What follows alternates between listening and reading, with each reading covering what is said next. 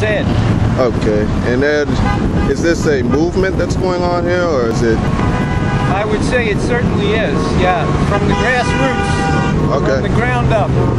Okay, so I have to ask, is this the Tea Party movement? Indeed, it's a part of that. Okay, it's a part of that. Yes. Okay, so I mean, what exactly? I hope they can hear. What exactly are you trying to?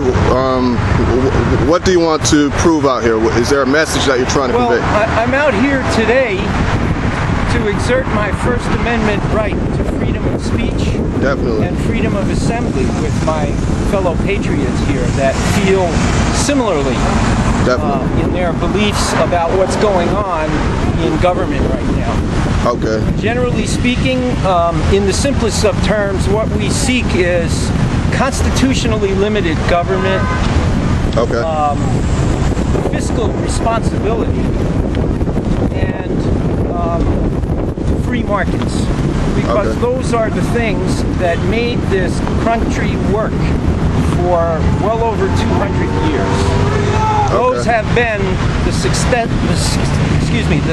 story of the United States of America.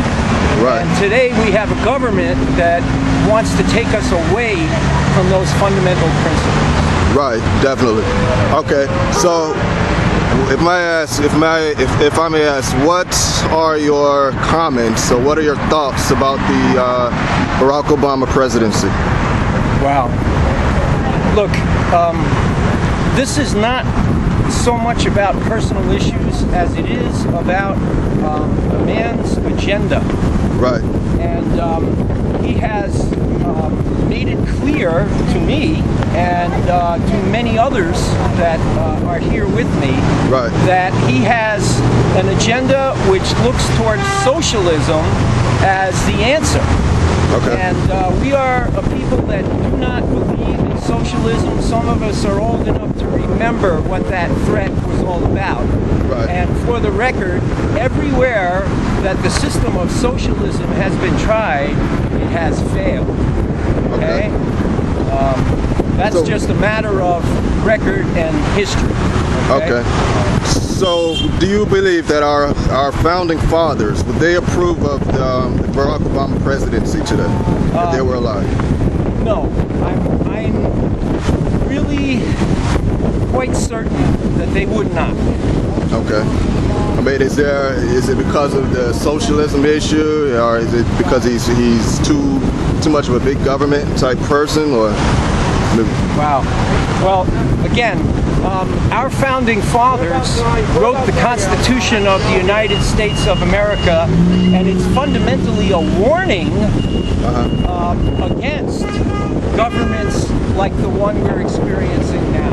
Right. Okay? That is, we are moving toward tyranny, that is total government control, as opposed to a limited government and a freedom of choice of the individual American. Okay. So, what do you think?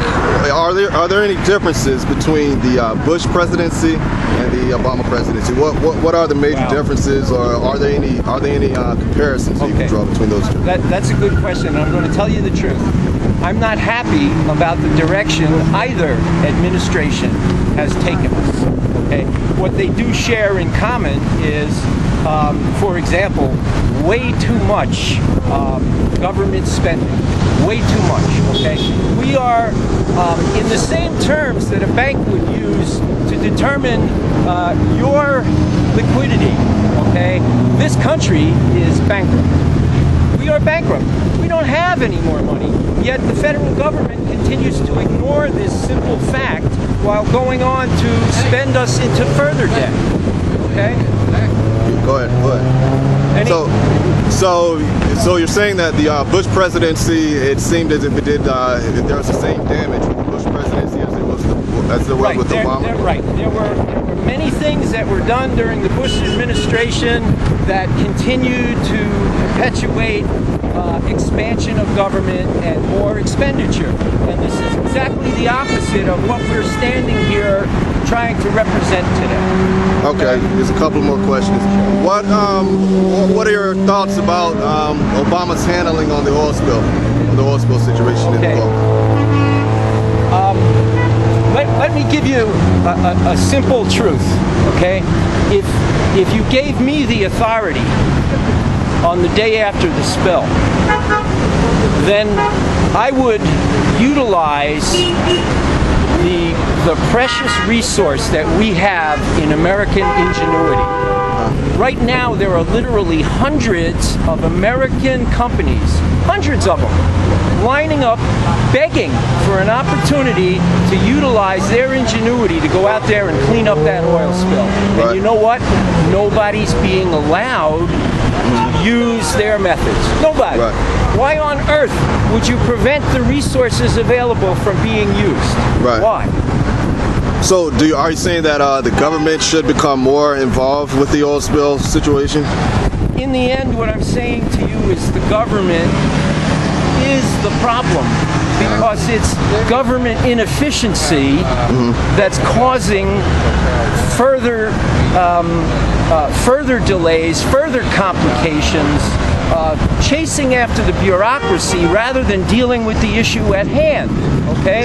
Is it an issue of government being too big and causing the follow-up, or causing the slow response, or is it right? I think, in all honesty, I think that's a part of it. The size of the government is a major part of it, but the other part of it has to do with the reality that the people that have been placed in responsible positions now that should be in charge of this are not competent to handle something of this magnitude. Okay.